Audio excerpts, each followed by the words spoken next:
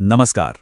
चलिए आज एक कहानी सुनते हैं और उसके अंदर छिपे एक बहुत ही गहरे सवाल को समझने की कोशिश करते हैं। ये कहानी है राजा प्रद्युम्न की, जिनकी बीमारी ने एक ऐसे सच को सामने लाकर रख दिया जो शरीर के दर्द से कहीं ज्यादा गहरा था। तो सवाल यही है, असली निदान किस चीज का होना चाहिए?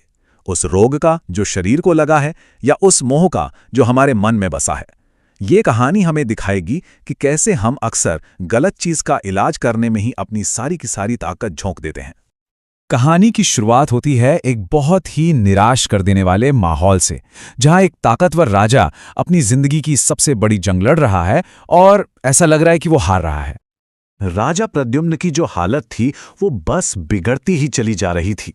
पूरे राज्य में हर कोई बस यही सोचकर परेशान था कि उनके प्यारे राजा का आखिर होगा क्या। राज्य के जो सबसे काबिल वैद्य थे, उन्होंने अपनी पूरी जान लगा दी, हर तरह की दवा आजमाई, लेकिन कुछ काम नहीं आया। एक एक करके सबने हाथ खड़े कर दिए और निराश होकर वापस लौट गए। अब पूरे महल में ना एक अजीब सी खामोशी और मायूसी छा गई थी। हर किसी के चेहरे पर लाचारी साफ दिख रही थी। ऐसा लग रहा था मानो पूरे राज्य की हिम्मत राजा के साथ ही टूट रही हो। और ठीक तभी जब सारी उम्मीदें दम तोड़ चुकी थी, कहानी में एंट्री होती है कैसे इंसान की, जिनका देखने का नजरिया सबसे बिल्कुल अलग था। एक ऋषि जो इस बीमारी को एक अलग ही नजर से देख रहे थे। जब कोई रास्ता नहीं बचा तो आखिरी उम्मीद के तौर पर ऋषि पुरंदर को बुलाया गया। वो सिर्फ वेदों के ही नहीं, आयुर्वेद के भी बहुत बड़े ज्ञाता थे। सबको लगा कि शायद अब कोई चमत्कार हो जाए। और बस यहीं पर आकर पूरी कहानी पलट जाती है। देखिए, एक तरफ थे राजवैद्य, जिन्हें शरीर में एक लाइलाज बीमारी दिखी और वो निराश हो गए, और दूसरी तरफ थे ऋषि पुरंदर, जिन्हें राजा के मन में बसा मोह यानी अटैचमेंट दिखा और उन्होंने उसमें से ज्ञान का एक रास्ता निकाल लिया। हालत एक ही थी, पर उसके निदान कितने अलग थे। ऋषि ने जो बात कही ना, वो बहुत गहरी थी। उन्होंने समझाया कि देखो, मौत कोई अंत नहीं है, वो भी भगवान का किया हुआ एक इलाज ही है।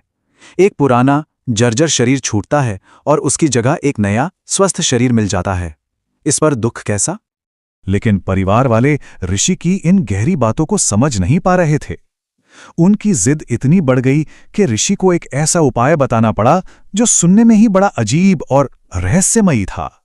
अपने राजा से इतना लगाव था, इतना मोह था कि परिवार वाले सच को देख ही नहीं पा रहे थे। वो तो बस ऋषि के सामने गिड़गिड़ाने लगे कि कुछ भी करिए, बस राजा को बचा लीजिए। उनका मोह उनकी समझ पर पूरी तरह हावी हो चुका था। तब ऋषि ने एक ऐसी योजना सामने रखी जो सुनकर किसी का भी सिर चकरा जाए। उन्होंने कहा, ठीक है, राजा को मरने दो। वो शाही बगीचे में एक आम के पेड़ पर कीड़े के रूप में फिर से जन्म लेंगे।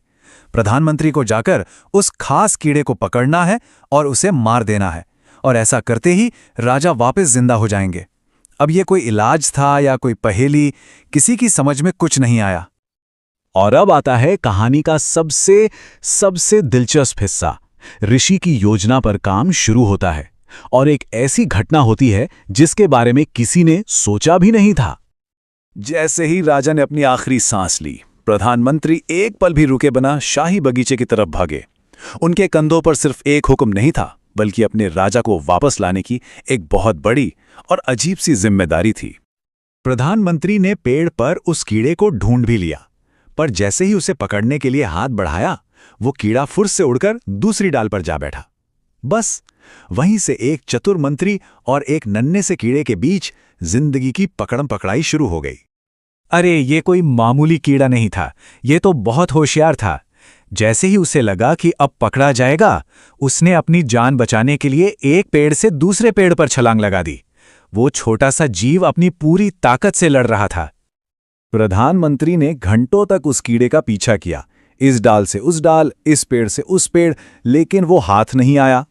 शाम हो गई और आखिर में थके हारे निराश मंत्री को खाली हाथ ही महल लौटना पड़ा। जब मंत्री नाकाम होकर लौटे, तब ऋषि पुरंदर ने इस पूरी घटना के पीछे का असली मतलब समझाया। एक ऐसा सच जिसने वहां मौजूद हर इंसान की आंखें खोलकर रख दीं। ऋषि मुस्कुराए और उन्होंने वो राज खोला जिसे सुनकर सब हैरान रह गए। वो बोले, उस छोटे से कीड़े को अपने उस कीड़े वाले शरीर से इतना ज्यादा मोह है, इतना लगाव है कि वो दोबारा राजा बनने का मौका भी ठुकरा रहा है।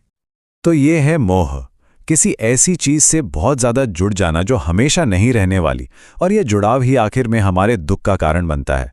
वो चीज कोई इंसान हो सकता है, कोई पद, या फिर हमारा अपना शरीर। इस कहानी के हिसाब से यही मोह हमारी सारी तकलीफों की जड़ है।